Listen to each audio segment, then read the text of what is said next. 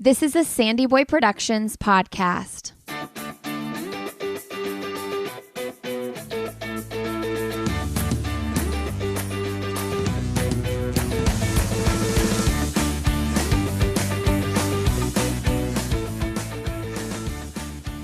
Hey everybody, welcome to I'll Have Another podcast with Lindsay Hine. I'm your host Lindsay and I'm so grateful you are here today. Hope you're having a great summer. Today on the podcast, my guest is Sabrina De La Cruz. Sabrina is a 2020 Olympic Trials marathoner. She qualified for the Olympic Trials along with her sister, her twin sister, which is a really cool story that we get to hear about in this podcast episode. We also get to hear about their background with running and how ultimately they went on a little bit of a different path so that they could discover their own way outside of one another. It's always interesting to hear about that twin dynamic. I really enjoyed learning about their relationship and how they grew in the sport both together and separately. Sabrina is one of the founding members of Angel City Elite. You may remember if you've been listening to this podcast for a bit, episode 368, Grace Gonzales was on the show. She's one of the other founding members of Angel City Elite. Angel City Elite is a group based out of the LA area, and its mission was set in motion after the 2020 Olympic Marathon Trials after an amazing group of women, Sabrina included, felt little resemblance of self within the running community. And this group wanted to create a shift of awareness and inclusion. Their mission is to represent, achieve, and empower. Such a stellar group of ladies. The group is supported by Brooks. Sabrina is also a new mom. So in this episode, we get to hear about that and what her postpartum running has been like, how she is supported by her husband and her family, and what her goals are. I really loved getting to know Sabrina, and I really hope you do too. This episode of the podcast is supported by Lily Trotters.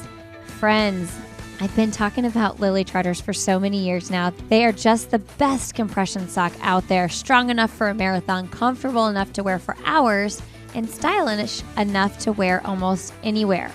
They slip into any of your favorite shoes. They have so many cute styles. I love their crew socks, but they have socks that go all the way up, compression socks. They have styles for men and women. And did you know that wearing compression socks will speed up muscle recovery? Scientific studies indicate that wearing compression socks stimulates blood flow, preventing or shortening the length of delayed onset muscle soreness. I just feel so good when I wear my compression socks, and I know you will too.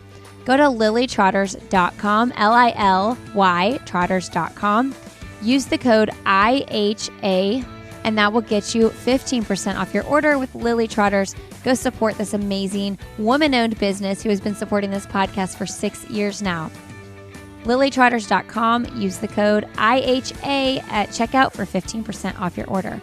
All right, friends, if you do enjoy this podcast, please share it with a friend and leave us a quick rating and review on iTunes or Spotify. And today I want to announce our winner from July. We do a drawing every month to win a pair of Gooder sunglasses. Mayor K Mom, the best running podcast. I love how Lindsay interviews. She discusses everything from how to balance 12-hour shifts and being a professional runner to favorite books. Although I run alone, I'm getting a social hour, but about running on my run. I love it. Okay, Mayor K Mom, you are the winner of the pair of Gooder shades from our July drawing. Make sure you email me, Lindsay at sandyboyproductions.com, to claim your Gooder sunglasses, and I will get a pair of your choice sent to you out ASAP. All right, friends, leave a rating and review, and you will be entered for our August drawing. Thanks for listening, and enjoy my conversation with Sabrina Lopez.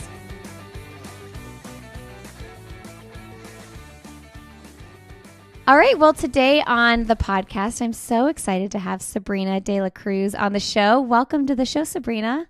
Thank you for having me on. Again, I'm a huge fan of yours, so I'm excited to be here today. Well, thank to talk you. To you. I'm so excited to talk to you, too. You know, I talked to one of your other Angel City Elite members, Grace, few months ago. And so I'm excited to kind of learn more about the team and how you play a role and all that. And also hear about your motherhood journey, which is a new thing for you. So much to talk about today. Yes. Yeah. And I also listened to the one with Grace. was a phenomenal podcast. So I really enjoyed listening to that. She's awesome. And I loved connecting with her about music at the end. And then I was like on this Red Hot Chili Peppers kick for like the next like couple months because she re-inspired my love for them. That's funny. Okay, so Sabrina had a baby 9 months ago, but before that, qualified for the Olympic trials, ran in the Olympic trials in 2020, and then was part of this group that started Angel City Elite to help provide more representation in the sport of running and really get out there and advocate. So let's go back a little bit though. When did you decide you wanted to qualify for the trials? I decided I wanted to qualify was when I was in high school. I've always had this vision and dream that I was going to qualify. And I think one of the biggest influence that I had was my grandpa. My grandpa, he was the weightlifting champion at Guadalajara, Mexico. So he always represented someone that was like really strong, someone who I really just influenced me to work out. But unfortunately, he passed away when I was in when I was in college. I think that really ignited a fire in me to really want to go after it and qualify to the trials. You know, that's interesting that you were thinking forward to the trials even in high school. Because I don't remember in high school people even necessarily talking about like marathon trials or track trials. It was more like going to get to college, run in college. Then, you know, a lot of people, even pros I talked to, weren't even necessarily thinking about like running pro after that. So you were forward thinking, it seems.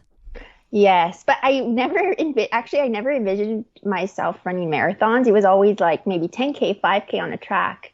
But I guess like after college, I'm like, okay, I'm not that fast on a track. Maybe I should move forward to maybe distance running. So that's when I started doing marathon. But I think in high school, I was more envisioning more like track or cross country. Well, not really cross country. There's nothing much in that, but more track. I always think that's interesting that there's no cross country at the Olympics. I feel like that would be epic. I've always been better in cross country though. Yeah, but I agree. It would be epic if it was cross country trials. What did you love about cross country?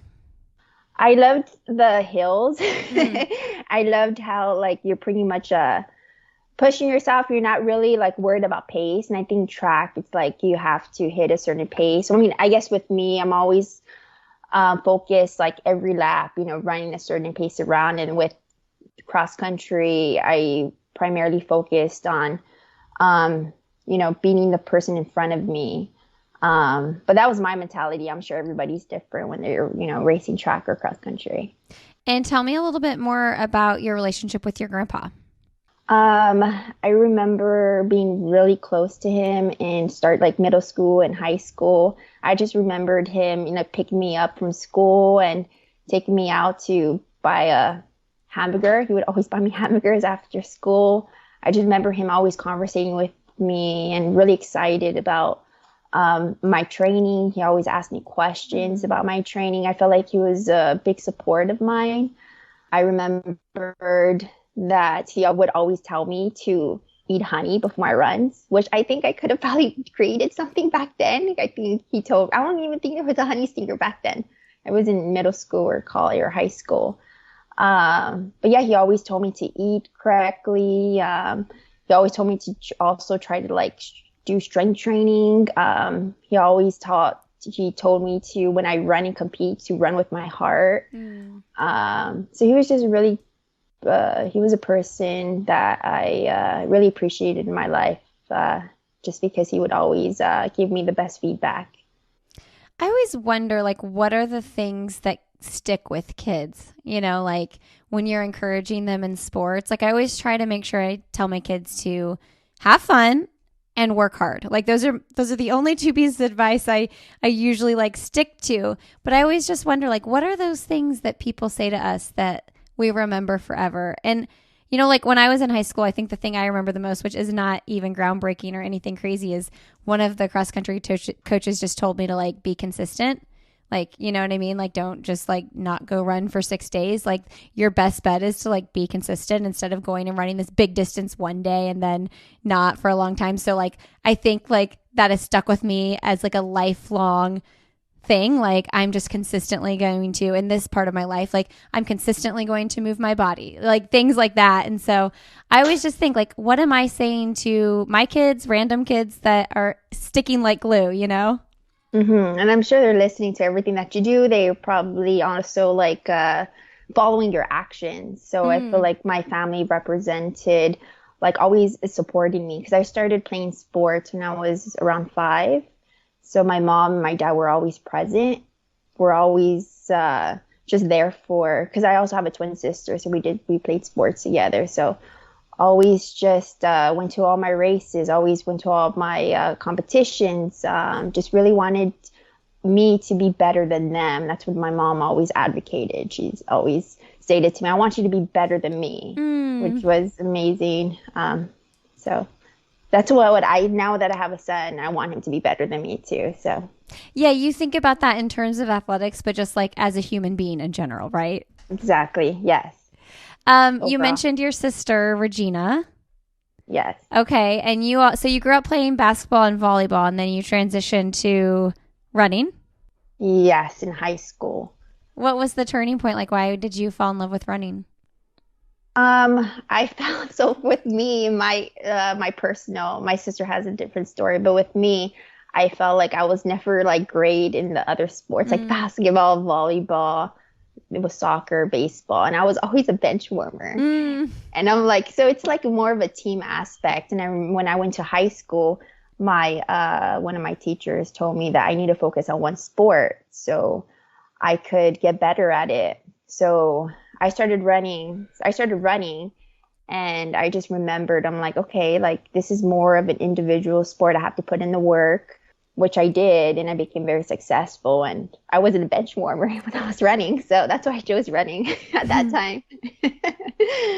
I love it.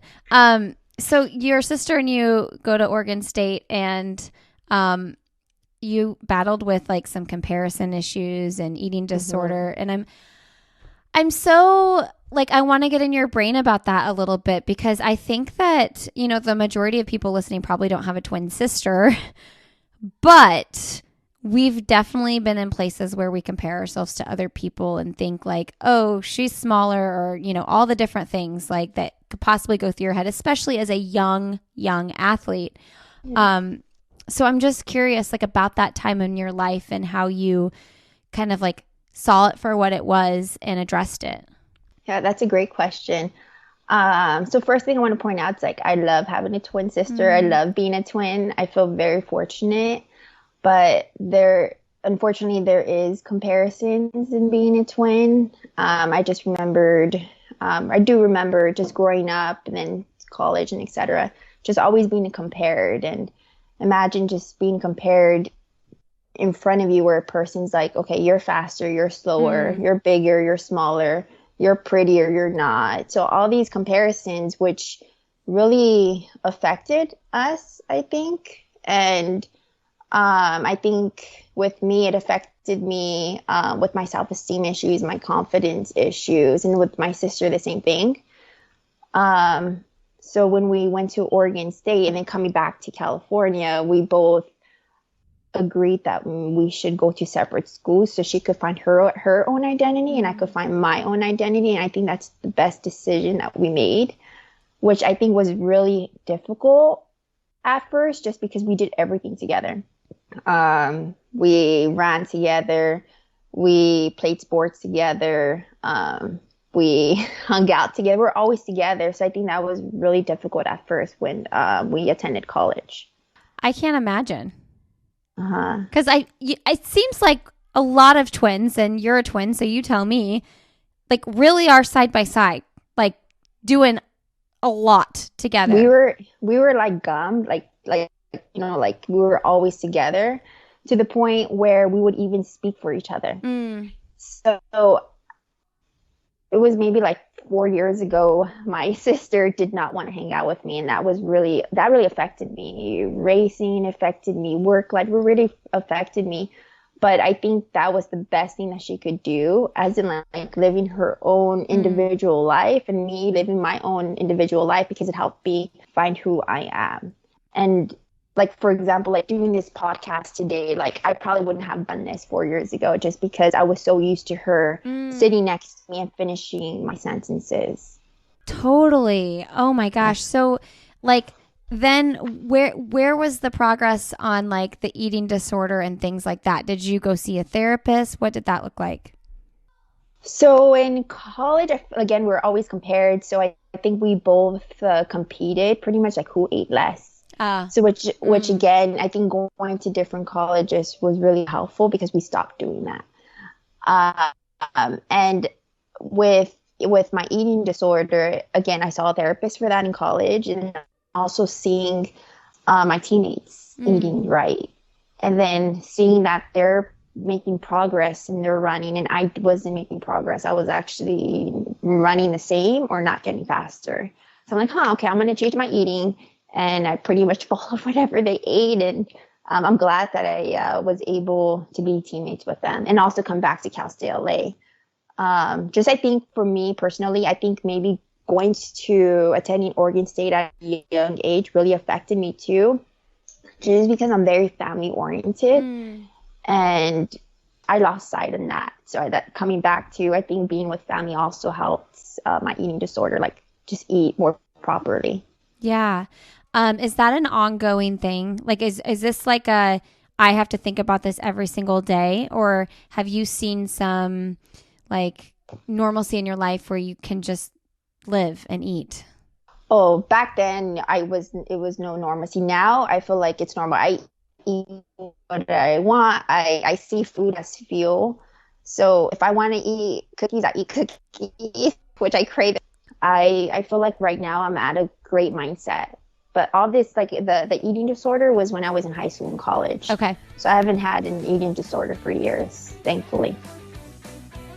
Hey friends, this episode of the podcast is supported by Gooder. If you are looking for an awesome pair of sunglasses that don't slip around when you're on the go, look no further than Gooder. They have really classic styles as well as really fun and loud styles. My go-to pair are the aviators. I love just the standard black aviator shades. I also love the breakfast run to Tiffany's. And in races, I like to wear the fun colors. I think it's super fun and brings a little bit of attitude and sass to a race. So go to gooder.com/another. Use the code another15, that's another 15, to save 15% off your order. All right, back to the show. Tell me about meeting your husband. So I met my husband in college. He was a steeplechaser in college, and I was like a 5K, 10K runner. He was my teammate. He was my best friend. He was a person who supported me in my classes and also in running. The thing I loved about him is, and also still love about him, is that he always like wanted the best for me. I've always wanted to be with a person who makes a better version of me, a better version of Sabrina. And I love how he, again, just wants the best for me. He's just amazing. So I met him. So going back to the question, sorry. No, it's great. I met him in college, and I just remembered how he would give me like love letters, and he gave me flowers all the time. And I was like, no, you're my best friend. I don't want to move forward, because I didn't want to lose him as a best friend. And then I gave him a chance, and that's the best thing I did, is giving him a chance, because it's the best feeling of being with your best friend, you know? Yeah, it's totally true, because, I mean, the longer you're married, the longer you realize, like, this is so much more than, like, a romantic relationship. Like, it's not that that's not important to carry on over the years, but, like, if you're not married to your best friend, like, the marriage is so hard no matter what. So, like, that's so special. For sure.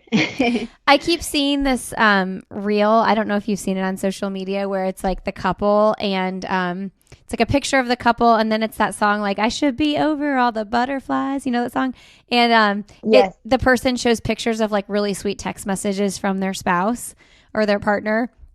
And I was like, I'm going to look through my text messages because I don't think I have any of these sweet text messages. My husband is just not that type. It's like all of our text messages are like, I'm going to Target. Do you need anything? What's going on? Why did so-and-so's teacher email us? Like, it's all like that. And I'm like, okay, well, this is just who we are. Definitely. Actually, I have not seen those reels.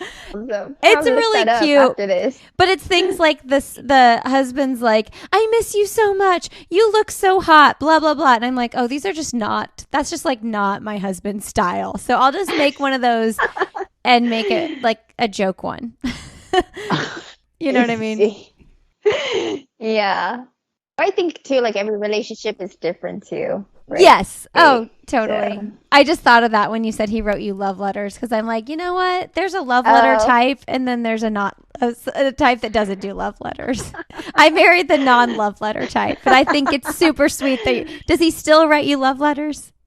Not recently. I wanted to, but he still opens the door for me time to time. Like, you know, few small things like that, which I love. A little bit of romance. Sometimes I have to be like, well, so too. I love it. Okay, so let's talk about running now. Like, well, let's go to the trials and then we'll get to now.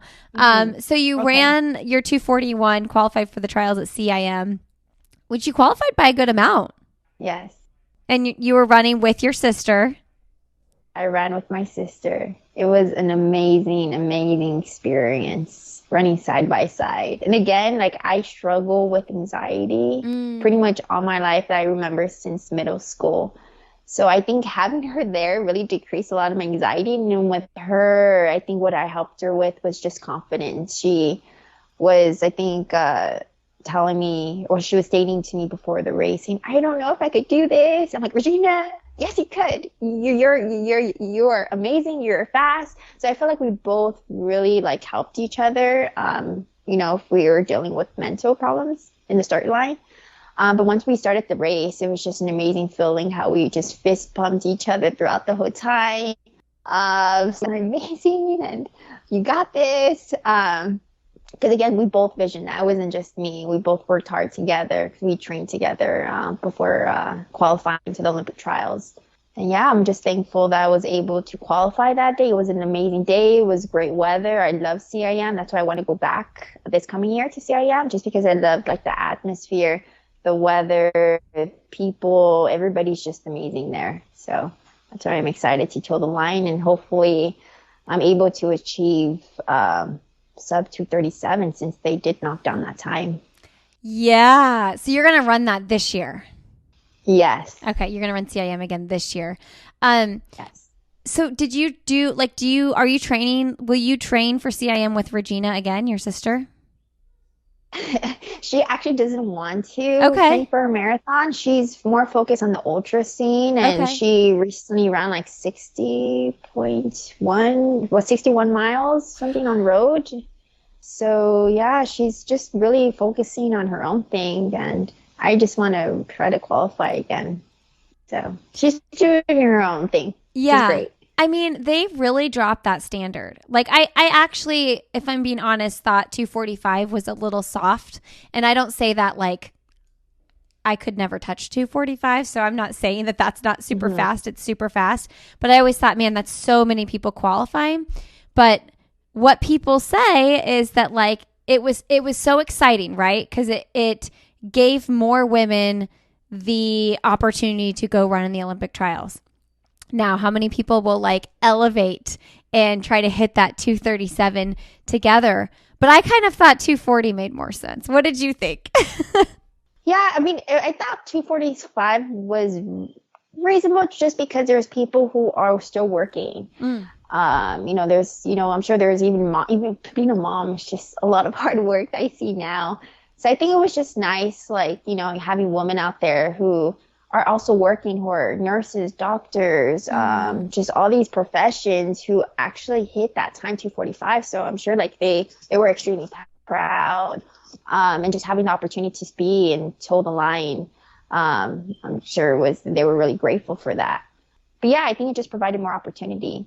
But as for the time now, 2:37, I think that it's really fast. I actually had to like take a second look at it. I'm like, is that right? What's the mile pace? But I believe that's like 5:59. So you really need to go like 5:50, like 2 or something, if you're because of tangents or anything. Probably, yeah, maybe like 5:55, 5:50. Yeah. So you want to do it though? You're doing it. I'm gonna try my best. Yeah, and I'm just so grateful to have like even a group of women that I know, like Gigi, like the woman you spoke to, Grace, Andrea. And hopefully we could get more women involved in the LA area that we could meet up and hopefully we could train together. Because I know that just having a group of women having the same goal, it could hopefully be more achievable. Just because we're always like explaining what's the why and supporting each other. Because me, I love having support. Like I mentioned, earlier, my family was always my support. So just having a group of friends together supporting each other, I feel that's going to be very helpful. So hopefully we could all drop our times. Oh, totally. Okay, so you mentioned to me before the call that you're getting ready to run a 10K on the trails, and your sister just ran the 60 miler. You all started Angel City Elite because you saw a lack of representation on the roads. Like your group, and we talked to this about Grace a little bit too. Your group noticed this at the trials, like the percentage of people of color at the trials was so low. I'm curious, like how you feel when you toe the line at a trail race, because it seems that the representation is probably even smaller at trail races. Actually, I've actually, I went to an event yesterday. And I know like a lot of my friends are actually going to do it too. For me personally, I think just living in California and going to the Topanga race, I mean, I heard from my friends, I feel like it would be very diverse. Oh, okay. I think for me, just again, like attending like Oregon State and going to Cal State LA, I've always seen the lack of representation since I was young. So I think it wasn't just towing the line at the Olympic marathon trials. I've seen it pretty much like all my life, like in running magazines, seeing it when I would actually compete at other states, like for cross country, or track. And I just remember like here, I feel like in LA, I've always been in this bubble where, okay, like when I run here and like if I run a 5K around here, I see it very diverse. I see white, I see blacks, I see indigenous, Indian, I see it very diverse. But then when I go to another state, I do notice that lack of representation. So when I did toe the line, the Olympic marathon trials, I'm like, okay, all my life people were saying to run, that we need more Latinas towing the line. And I never knew what they were talking about. I'm like, okay, like what are they talking about, until I actually went to college. When I competed at the Olympic marathon trials, I'm like, oh, I see that lack of representation. So that's when I knew, I'm like, no, we need to start this team. I contacted all my friends, which was like Andrea, Gigi, and Grace, since they qualified as well. And we both felt the same way. And that's when Angel City Elite was created. And what is your biggest hope with Angel City? My biggest hope is to hopefully increase more minorities, more BIPOC individuals to compete at a higher level. We're hoping that there's more people who are able to compete professionally, either it's track or it's marathon. Because growing up in college, the only person that I really identified was with Brenda Martinez. She was a woman that was that really, really motivated me and to really want to compete post-collegiate. I think she's an amazing advocate for minorities. And I'm hoping the younger generation, even community, or even people around the world who are BIPOC or who are minorities, that they see me and then they could identify to themselves, I could do it because she did it. And I knew that it would be better, not just one person, but a team of people.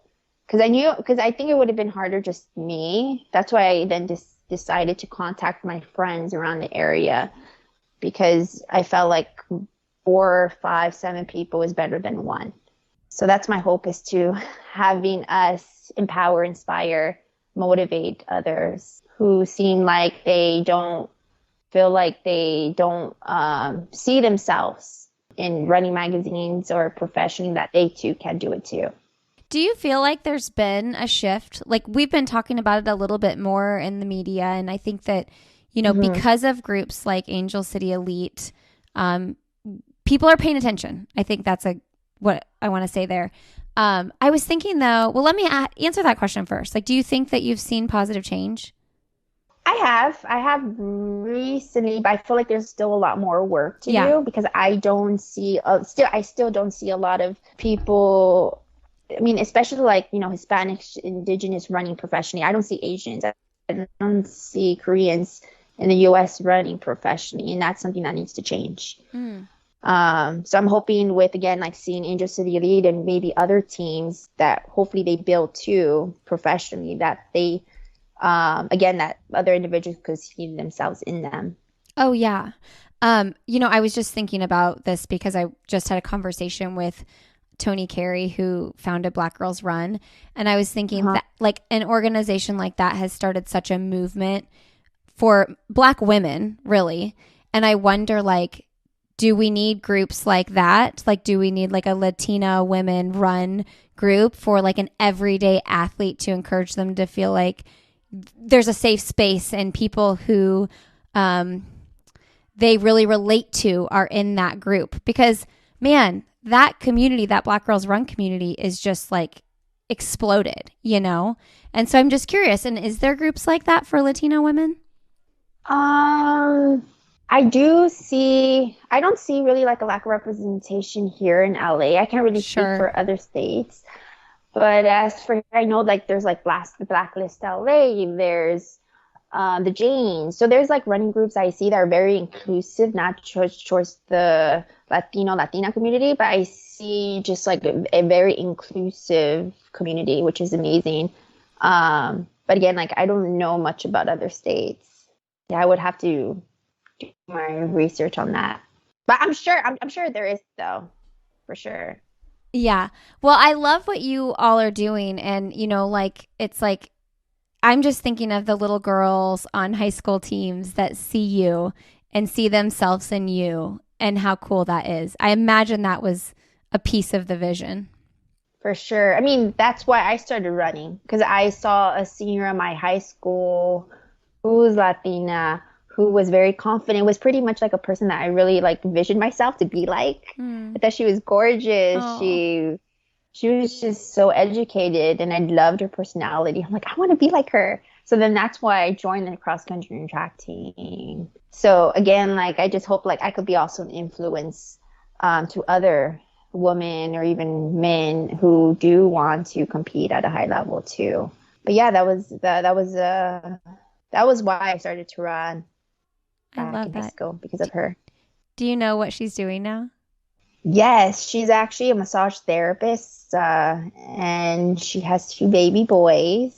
Her name's Mariel Sanchez, so she's an amazing person. Do you think she's following what Angel City Elite's doing? For sure. Oh, that's so cool. Does she know that she's that person? She does know. Oh, that's so freaking cool. I think there's so much power. Why do I want to tear up? I don't know. Like, I about teared up at the beginning of, before we hit record. I must be about to start my period. Okay. Let me just say that. I just think that's so powerful when we tell people, you know what I mean? Like that you went out of your way to tell her that she was that person for you. Like, that's such a life-changing thing. And she could be going about her everyday life and have no clue the impact she made on you. Mm-hmm. And yeah, she knew. I think the first time I told her that I created a team, she was just so proud of me. She's an amazing woman, and it's just nice. Like, she's also seen me grow a family, seen her grow a family. So it's nice having each other evolve and become better women and supporting each other. Yeah. So this episode is sponsored by Inside Tracker. I'm so grateful to have them on board for the podcast. Inside Tracker was created by leading scientists in aging genetics, biometrics, And Inside Tracker analyzes your blood, DNA, and fitness tracking data to identify where you're optimized and where you are not. We put so much time and energy into running or whatever it is you personally are passionate about. And I just think to be able to know what your levels are, especially for your iron and things like that, it's key. So with Inside Tracker, they will take your blood panel and then they will give you those results and give you an ultra personalized performance system that analyzes all the data from your blood, DNA, lifestyle, and it will help you learn how to optimize your body and reach your goals. For a limited time, you can receive 20% off the entire Inside Tracker store when you go to insidetracker.com/another. If you go to that exact landing page, that should automatically apply the 20%. If that's not working, just use the code ANOTHER and that will get you 20% off. Okay, so that's another piece we have to talk about today is becoming a new mom and the adjustment there and, deciding to, hey, I'm going to go back and train for this 237. Your baby's, is he 9 months? Yes, he'll be 9 months on Friday. Talk to us about this. Just talk to us about the transition. I often tell people I may have a lot of kids, but going from 0 to 1 emotionally and physically was by far the hardest. It's such a life adjustment. I do agree with you with that. Actually, my son was the first newborn baby that I first changed his diapers. Never changed his newborn diapers. It was like all learning experience for me. So when people told me even throughout pregnancy, like, be aware, sleep deprivation, I'm like, no, it shouldn't be that bad. And then once I had Miles, I'm like, okay, I see what people are talking about with the sleep deprivation. So I think the start of motherhood, again, it was just hard just because, again, like you mentioned, it's first baby. I'm learning. I didn't know how to pretty much balance my own personals, my own identity to now having a baby. And I think for me, so what was difficult was sleep deprivation. Another thing was breastfeeding. Yeah. And I think breastfeeding was difficult because I've always heard a lot of mothers say, okay, this is where you comfort the baby. It's a great experience. But with my experience, it was so painful. I remember I was bleeding from my breast all the time and it was really sore. But eventually it did get better. It did get better and I love breastfeeding now. But I think just the start of it was really hard. Another struggle was getting breast engorgements. Mm-hmm. The breast engorgement was difficult just because I just remembered getting fever just because I got so engorged to the point where I had to go to the doctors just because it made me really sick. But the doctor just told me just to keep breastfeeding, it would get better. And then, yes, the doctor was right. I did get better just by breastfeeding, but again, it was not fun. Then another thing that was hard was just finding time for me, finding time to not just be a mother, but also do self-care. Mm-hmm. And saying that, telling my mom or pretty much telling my mom and my husband that I need help, I need more support. And my husband, he's a chiropractor. He owns his own business, so he had to work. But as for my mom, I knew that running, I wanted to have that as a priority too, because I felt like that has helped me since high school with my anxiety and depression, helped me a lot. So when Miles was about a month old, I remember calling my mom and crying to her, Mom, I don't know how to be a mom. This is so hard. And I just remember her crying with me and saying, no worries, I'm going to help you. I'll babysit for you. I know running means a lot for you. I know you need to work out because that's pretty much, that's how you really help with your self-care, with your mental needs. So my mom actually bought me a gym pass. Aww. And my dad would take care of Miles while my mom and I would go to the gym together. So that actually motivated me to get out the door because I did have postpartum depression where I did not want to do anything. I just wanted to sleep all day. So I think that really moved a step forward when my mom bought me a gym pass for Christmas. So that helped me a lot. And that also helped me with strength training. Also helped me moving forward to running, just because I feel like my form was off. I had a lot of imbalances. So I'm really glad that she did that. Bought me a gym pass. I do think with the motherhood, nobody really told me about how painful breastfeeding was in the first like 6 weeks. And you're right. For most of us, it does get better. But like the like attachment and that like burning pain for like the first like 2 minutes of them latching on, like I remember thinking this can't be right. And I would like feel it go all the way to my toes. Like it would hurt so bad. And then after my, like everything got used to it, it was fine. And I only breastfed one of my kids. But I remember thinking that paired with nobody told me about the night sweats, like the waking up in the middle of the night and your clothes just being drenched because your hormones are going crazy. Those are the two like painful, like aggressive things that I had. Oh, and that you have to take stool softener. Like those are like the three things that I was like, nobody told me about these body issues I was going to have. Right? Same here. I was like, why didn't you warn me? Yes. I'm like, so like, but also as a mother, like you don't want to go around like telling people all these like awful things. Like you don't want, you know what I mean? Like you don't want to like tell them off. Right. Like, so, but it's like, I don't know who's in, I think maybe your OB, like who's in charge of sharing that information with you? Right? I don't know. Yeah, I would think my OB. I'm sure that if my twin sister would have got pregnant, I think she would have warned me. Yeah. Because I'm telling her all these things I'm going through. She's like, I'm going to wait until I have a baby, maybe in a year or two. I don't know. But I also think as athletes, you know, whether you're a professional or elite or everyday, whatever kind of athlete you are, I think we have this mentality of like pushing through things, you know? And I remember postpartum with my first just feeling like I should be stronger than this. Why am I not doing this better? Like, why am I not handling this lack of sleep better? Why, you know, and you feel like you've failed a little bit when you tell someone you need help. And I'm not saying we should feel like that, but like those are the feelings that kind of come over, at least for me. What about you? I feel the same way as you. I felt like that's why like it took me like a month to ask my mom for help. Like, I need help. Like, can you help me with Miles? That was extremely hard for me. And when I need help, I get very emotional, like, because I don't want to ask for help. Yeah. But I'm grateful that I did. And then I also asked help with my husband as well. And he's a runner too. But what's awesome about him is that he doesn't care much about his running. He'll be like, okay, you run. I don't really need a run today. You know, he probably would give up running for me. That's like how amazing he is.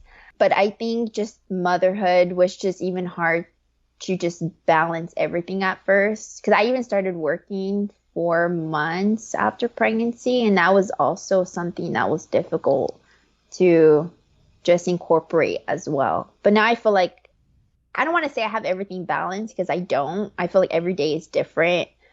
Every day I feel like, you know, there's some days where I have to take off from work because I have to take care of Miles because I don't have a babysitter that day. But that's okay. So yeah, every day could be an adjustment, I feel like. So we haven't even talked about your work. Who watches Miles when you work? So my mom, my dad takes care of Miles when I work. My mom works from home and I work from home too. Okay. Which is great. I think it works. My mom works in the morning to like maybe 2 p.m. and I work from 2 p.m. to like 8, some days 9. Okay. So it works out. I'm a ABA assistant supervisor. So my focus is working with children with autism.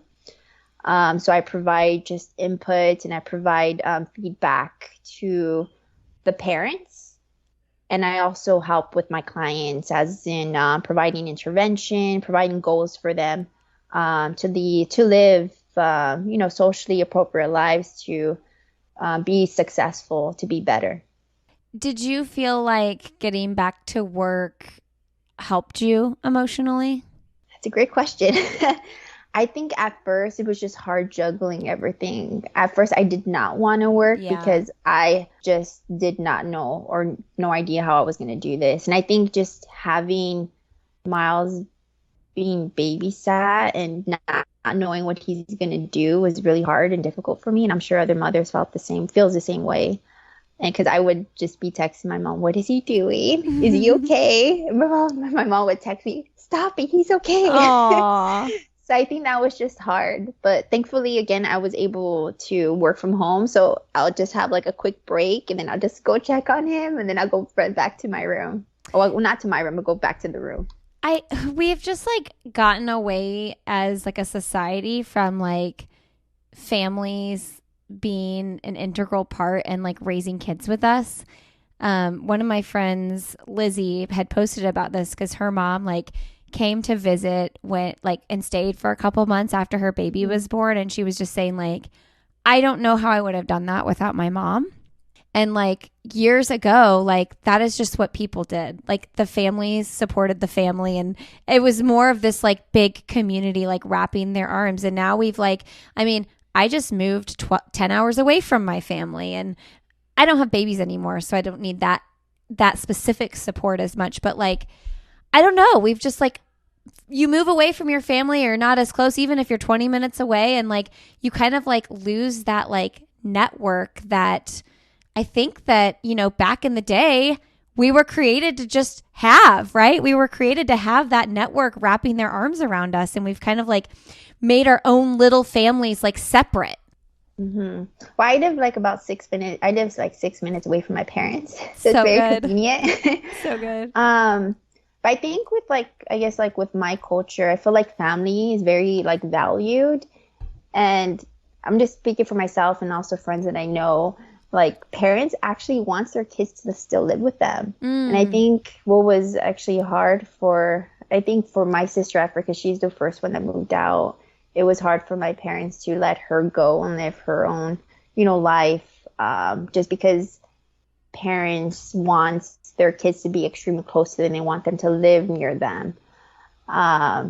So I think that was different. And that, I mean, it was hard for my family. I think a lot of it too was my culture, because my family were really strict growing up as well. I mean, even for my husband's family, like, it was even hard to like allow their son to do their own thing, like for like holidays. Like they expect us to like go see them, but sometimes you have to do your own thing. So it's just sometimes it is hard.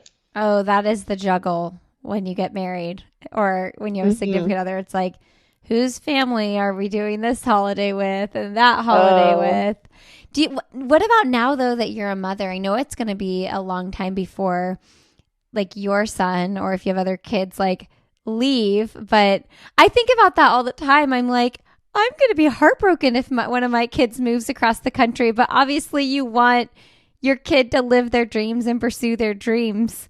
I'm like, well, we've got 4. What are the odds that one of them stays close? Oh, that's a great question. I think being a mom now, I think it's going to be difficult, because I'm like, okay, I see what my mom was thinking, and I'm seeing what they're thinking. I think it would be difficult, but I do want them to be the best version of themselves. If they have a job like in another state, I'm going to be happy for them. I'm trying my best when they get older, maybe see a therapist if that does happen. Yeah. Just because I want them to break that norm. I want them to break that norm. If they want to live in the state, do whatever that makes them happy. So hopefully I could break that shift. Yeah. I was thinking about that as you were talking about going back to work too, because I've struggled with that a lot, is like figuring out like, how much do I want to work? How much do I want to be home? And struggling with feelings of guilt, like if I'm working more and I don't see my kids as much, but also knowing that like I feel really happy when I work and I have more energy for them when I'm with them after I've put time in doing other things that I love. And I don't know that that's something that we ever totally get a perfect mixture of, as parents. Mm-hmm. Yeah. Yeah, for sure. I think too, I did not want to go to work. I think it was just extremely hard for me. I think now, thinking of it, I love now working because I need to do that for myself, that alone time. So like every Thursdays, which is today, and on Saturdays, I'm like, go do your thing with our son, go to your parents' house. We take our son to my gym. Okay. So it's a gym for babies. So my son takes him there. Just because I love like doing my own individual things. I don't want to lose that sense of identity. But the other days I'm with Miles, I make sure I give him all the attention. I play with him, and I really value being a mom. Okay, so are you able to train and do you think you'll be able to train in the way that you trained before? No. No, just because again, like every day would be different, right? So I mean, I think about this too. Like, what about if Miles sick? I probably will have to take a day off. Be so I flexible. know I have to exactly. I know I have to prioritize however Miles feels. If I have a babysitter, maybe I have to shift my workouts. Maybe I have to shift my running. Maybe I have to go to my mom's because they have a treadmill. I should run here, and maybe my mom could babysit where I go visit them. So it's just a shift, and I think just being okay with that shift, because I was extremely rigid before, and now it's like, okay, like if I run at 5 in the morning, I run at 5 in the morning. If I run at 8 o'clock at night, then so be it. I have to do it. Why? Because I want to run, and why? Because I know it's going to make me a better version for my family. So that's what I think when I want to pursue running, and then also balance in running. So yeah, no, I don't think it's going to be the same. So will you be working with a coach, and will you be running less miles, do you think, than you did when you trained for the 241? So my husband coaches me. He's been coaching me since the Olympic trials. Okay. So every day is different. So if I feel really tired, I tell him, hey, like, let's move the workout tomorrow. So it's very flexible. It's always been very flexible. With mileage, I'm hoping just to get up to like 70 miles. I was able to crack at least 60 miles this season. Okay. So hopefully for the trials, I mean, not for the trials, but hopefully for CIM, I'm able to maybe crack up to 70 miles, because that's the highest mileage I ran when I ran 241. Oh, it is. Okay. So 70 miles. You'll probably get close to that then, at least. I think so. Do you typically follow a 7-day cycle? Like do a long run every 7 days? I do a long run every 6 days. Oh. Right now it's 7. Right now it's 7 days just because I have to shift my training around for right now. But when I'm training for a CIM, I'm hoping to do my long run, every 6 days. So if you do every 6 days, do you fall on like weekdays sometimes? I'm sorry. So when I meant 6 days, I meant every Saturday. Oh, so like once a week on the weekend. I run. Yeah. Sorry. Yeah, I'm sorry. Yeah, once a week. Okay. And then will you sprinkle in like a speed and a tempo in the middle there, or will you just do speed work once a week in between? Currently, I've just been doing one, but I'm hoping that I'm able to move up to 2 workouts a week. What's your one speed and one tempo. Yeah. What do you prefer, speed or tempo? I know to make me a better runner, I feel like tempos. Okay. Just because you're working your heart rate, trying to stay consistent through the whole time, you relax your muscles. So I say tempo. I feel like mentally it gets you stronger. Yeah. Especially for marathons, right? Yes, for sure. Well, we have to wrap up here with End of Podcast. Oh, okay. I wish I could sit on the couch and have coffee with you or tea and talk about our kids and all the things. I know, it's been fun talking to you. Yeah. What is something professionally or personally that you'd like to do that you haven't done yet? I would, 2 things. I would either love to learn how to dance, because I feel like I'm an okay dancer, or I would like to play an instrument. So that's one of 2 of my goals that I have to do. One of those. I just got back to watching So You Think You Can Dance. Have you watched that? I have not been watching any type of TV recently, but you don't have time for that. Well, I watched it about 10 years ago, and I saw Twitch, who was like one of the contestants when I watched back in the day. who was then like the DJ on the Ellen show forever. I saw that he was judging, and I don't know, I stumbled upon his Instagram, and I was like, oh, I have to watch again. And it's been super fun. I've been watching it with my oldest son, and I love it so much. Oh, how fun. That's cool. Nice to get into TV shows with your family. Yeah, it's fun when they get big enough to actually like enjoy watching, what you like to watch. Okay, what's the best, most recent book you've read? So I actually have not read a book recently, just I'm trying to study for my board exam. But the last book that I read was called Can't Hurt Me by David Goggins. And I read that about 2 years ago. But just recently, I just been studying for my board exam. So haven't had much time. And then having a newborn, it's been really difficult too. Totally. You shouldn't be expected to read books right now. I should change that question. If you are not in a season of life where book reading makes sense, what is your favorite all-time book? I listened to that on audio a few years ago, which was cool because it had another guy narrate, and then in between chapters, he would come on and talk to David Goggins. Yes. Yeah, I thought it was a good read, and it's a good way to... I think it was a good motivator, too. Yeah. I love that book. Yes. Okay, what is your last message to leave with our audience today? My last message is to keep moving. Keep moving when you feel sad. Keep moving when, you want to be better version of yourself, to always keep moving. That is such a good piece of advice. Anytime you're feeling sad, if you get up and move, it probably helps just a little bit. Just a little bit. Sabrina, to you so much for coming on the podcast. Thank you. It was fun. I'm excited to hear, rehear, and I'm a huge fan of yours. So thank you. That means a lot. It really means a lot to me. All right, friends, thanks for being here. Thank you, Sabrina, for coming on the podcast today. You all can find Sabrina on Instagram. She is the Sabrina Lopez on Instagram. I'm Lindsay Hine 626. I'd love to hear from you. Don't forget to leave us a rating and review on iTunes or Spotify. Tell a friend about the show who you might think enjoys it. That is one of the best ways potential new listeners can find us. If you want to learn more about everything we talked about, as well as sponsors for this episode to get those discount codes, go to sandyboyproductions.com and just click on the I'll Have Another tab. You can sign up for our newsletter there as well, where these show notes will be delivered to your inbox every single week. Thank you so very much for being here. And we've got a new series coming up soon. I just interviewed Dr. Stacy Sims, and I will share more about that series coming up soon. Got another big, fun project I'm working on with some fellow content creators in the running space that is coming soon too, so stay tuned for that. Follow me on Instagram, LindsayHine626, and look for those announcements. Thanks for being here, everybody. Have a great Friday, a wonderful rest of your weekend, and as always, we'll see you next Friday.